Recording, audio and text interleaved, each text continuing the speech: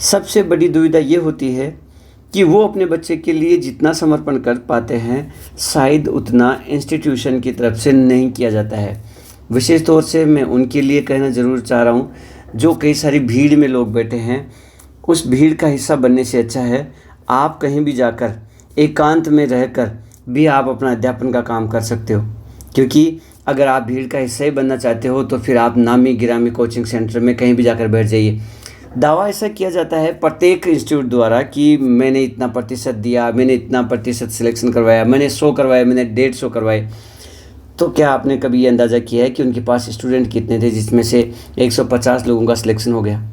अगर आप 1 लाख लोगों में से 150 लोगों का सिलेक्शन करवा कर ये कह रहे हो कि हमारा रिज़ल्ट 150 है, तो आपके लिए भी शायद कहीं ना कहीं दुर्भाग्य है। और अपने बच्चों के लिए तो खैर है ही, क्योंकि उनको आपने ऐसा झुंझुना उनको दे दिया कि नहीं हमारा नाम है।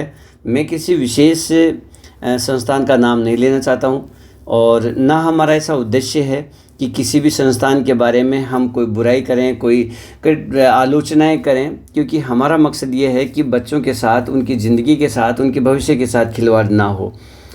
आरएस जैसा कि सबको विदित है, एक तरह से अभी जो ट्रेंड चल रहा है इन सरकारों में, अगर हम 2018 की भर्ती को छोड़ दें तो लगभग भर्तियां पंचवर्षीय योजना की तरह कुछ लंबे समय तक अपना रूप लेके चल रही है, क्योंकि उनका रूटीन जो है थोड़ा लंबा चल रहा है।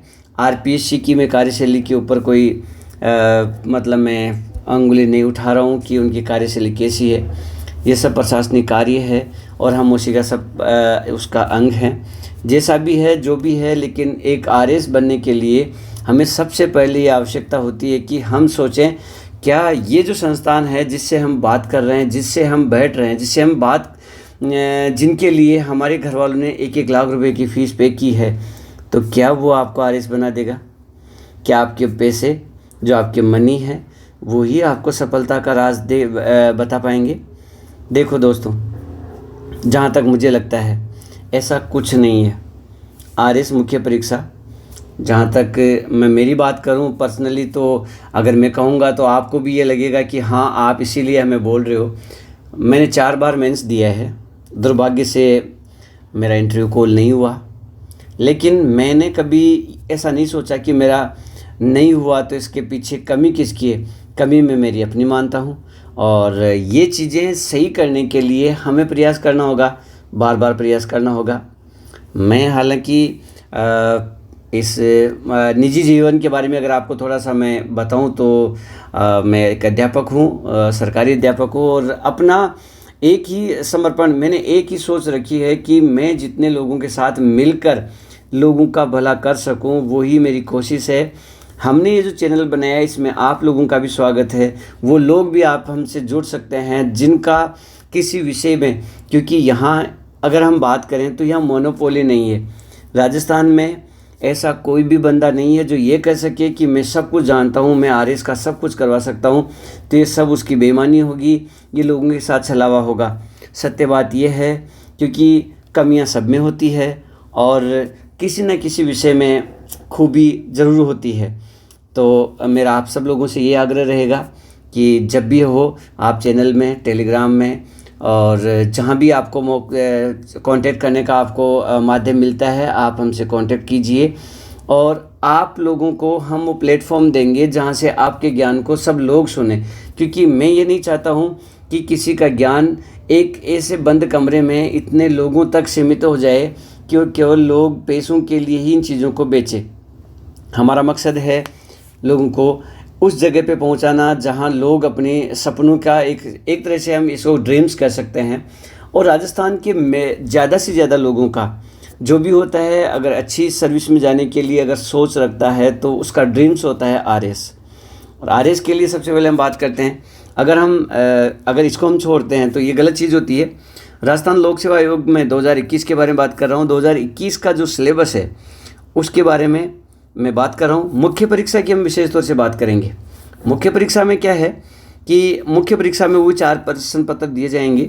हालांकि देखो अब 2023 या 24 जो भी अपनी वैकेंसी होगी 2023 में जो आने की संभावना है, उस वैकेंसीज़ में हो सकता है कुछ बदलाव हो, लेकिन आमूल-चूल परिवर्तन नहीं होगा, ये निश्चित है।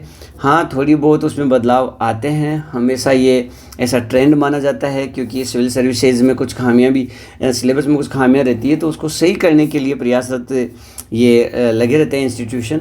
चलो ठीक है, जो भी होगा उसमें हम बदलाव को उसके साथ हम बात करेंगे, लेकिन अभी जो हम बात कर रहे हैं वो 2021 का जो सिलेबस है उसके बाद हम बात करेंगे। प्रश्न पत्र जो पहला है उसमें सामान्य ज्ञान है और सामान्य अध्ययन होगा। इसमें फर्स्ट यूज यूनिट है, क्योंकि प्रत्येक प्रश्न पत्र में आप सब लोगों को पता है कि 3-3 यूनिट में इसको डिवीज़न किया गया है। चौथे पेपर को अगर छोड़ दिया जाए तो इसमें बाकी को सबको डिवीज़न किया गया है। तो इन डिवीज़न में भी अगर सब यूनिट बनाया गया है, प्रत्येक यूनिट के भी अंदर सब यूनिट बनाए गए हैं। इसमें 3-3 खंड दे रखे हैं और किसी में पार्ट ए है, किसी में पार्ट बी है, तो इनका अलग अलग रूप से है। तो आपको देखो, अगर मैं बात करूं पेपर की, तो क्योंकि 2023 में जो अब लगने वाला है, हमने जो टेस्ट सीरीज़, जो अब मैं आपको बताता हूं, जो टेस्ट सीरीज़ चलने की जो चीज़ है वो यहाँ बता रखी है कि आरएस मेंस में 2023 की जो अपने टारगेट आरएस के लिए, एक पर्टिकुलर इंस्टीट्यूशन केवल टारगेट आरएस के लिए ही है। इसके अलावा अन्य जो भी कोई वैकेंसीज होती है उसके लिए नहीं होकर केवल एकमात्र जो फोकस किया गया है केवल आरएस के ऊपर किया गया है। तो जो आरएस अगर शिद्दत के साथ तैयारी करते हैं वो हमसे ज़रूर जुड़ें। बाकी मैं सिलेबस के बारे में चर्चा कर रहा हूँ। खंड जो ए है यूनिट फर्स्ट का, फर्स्ट पेपर में मेंस की हम चर्चा कर रहे हैं, क्योंकि मेंस और उसमें लगभग समानांतर होगा। ये इसमें ज़्यादा कोई डिफरेंस नहीं होगा। मैं पढ़ाई कर रहा हूँ ना, हैं? हाँ, मैं सो जाऊँगा। आप चलो, आप सो रहा हूँ, चलो। और नीचे करंट आ जाएगा। सो मैं आता हूँ बेटा, मैं आता हूँ अभी। गो इनसाइड योर क्लासरूम, गो, मैं आता हूँ अभी। करंट आ जाएगा, दे मम्मी के पास सो जा, मुझे डिस्टर्ब मत कर, जा सो जा अभी। मैं सोता हूँ, आता हूँ 2 मिनट में, 2 मिनट बेटा, मैं 2 मिनट में आ रहा हूँ। कितने मिनट?